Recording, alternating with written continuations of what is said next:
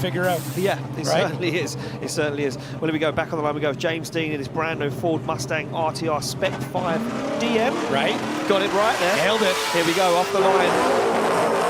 Nitrous V8 screaming in Finland. We've been waiting to see this one as now Dean puts that car right where it needs to be. Look at that front wheel locked up as that car bounces around the circuit. Super soft suspension set up as Dean positions that car perfectly, puts the back end towards the wall. Dean will want to be part of this 90 party, that's for sure. Look at the pace he's carrying, but he deals with it as he fires that car at a big angle, stands on the throttle, just touches the foot brake, puts the car where it needs to be. It is so much car for this track. Yeah.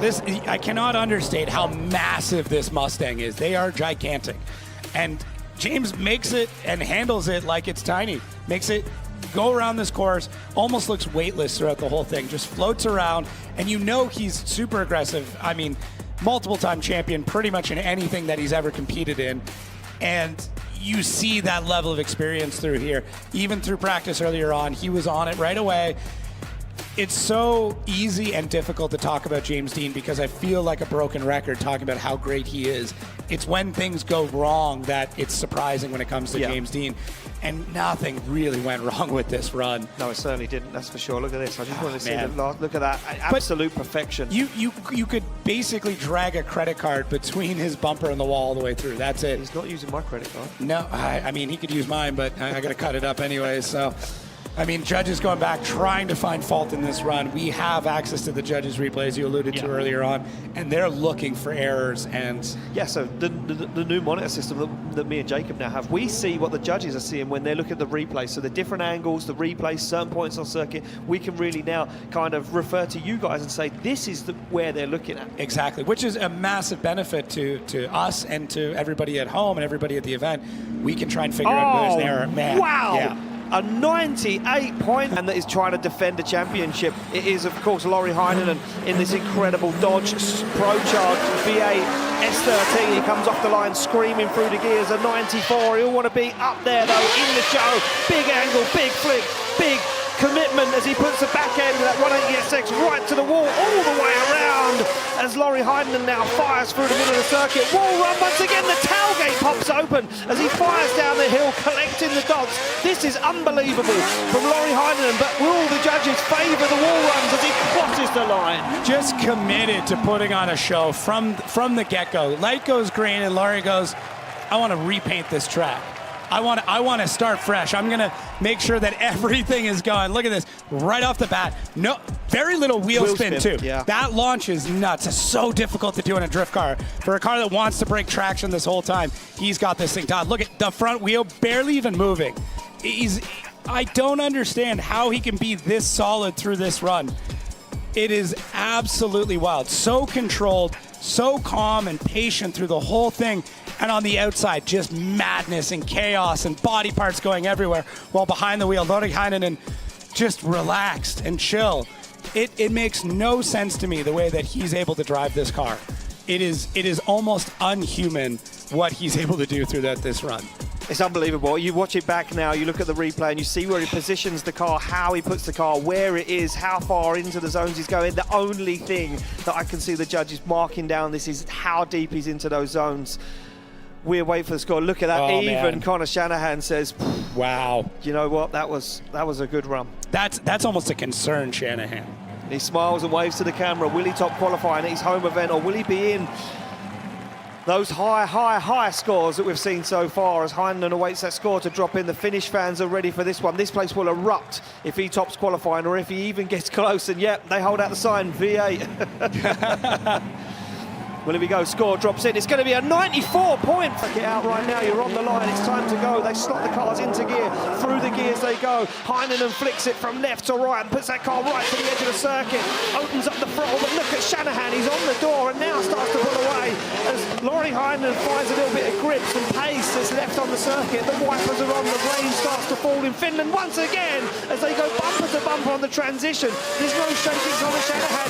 He wants a taste of that champagne as he pushes almost Lauri Heinonen through that hill section as they come back up the hill once again into the second to last outside zone. Heinonen goes wide, flexes the back end, and Shanahan is on the door.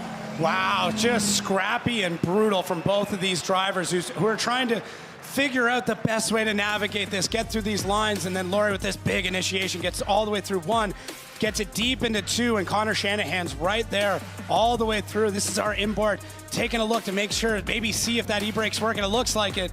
He is using everything he can just to make sure he is glued to the side of that of Lauri Heinonen, who's just rocketing through this track and firing through each zone.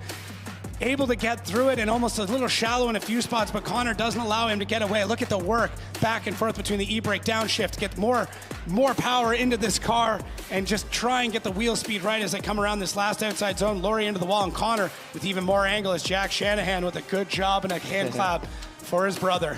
Yeah, a good job indeed from both of these guys. And Lauri Heinonen, you always think, is that it? Is that all the car's got? Is that all the pace it's got? Is that all the grip? And then all of a sudden he comes out and he can put even more, 10% further down. Look at this from Shanahan. He's absolutely amped. He sits in that lead position. Look at Jack across from him. He's looking over. He's talking to his brother, who's not even anywhere near him. He's saying to him, you can do this. You've got this. You can take him down. But can he take down Lauri Heinonen? The 2024 champion takes on the 2023 champion right now for a spot in the final as Shanahan fires it into that first outside zone, dials the car in on the handbrake, but he opens the door for Heinonen. They go bumper to bumper onto the wall as Heinonen can trust Shanahan. He leans on him, he waits for the transition. As Shanahan flicks it, Heinonen goes for the back bumper. Once again, they both go mirror image, mirror the angle, the good proximity. They transition together down the hill. Shanahan fires it in. Can he get this job done as he puts it through that second to last outside zone? Now Heinonen squeezes the ball, looks for the rear wheel as they touch the wall across the line. Wow, both drivers need to be so incredibly proud of the effort they're putting in here today.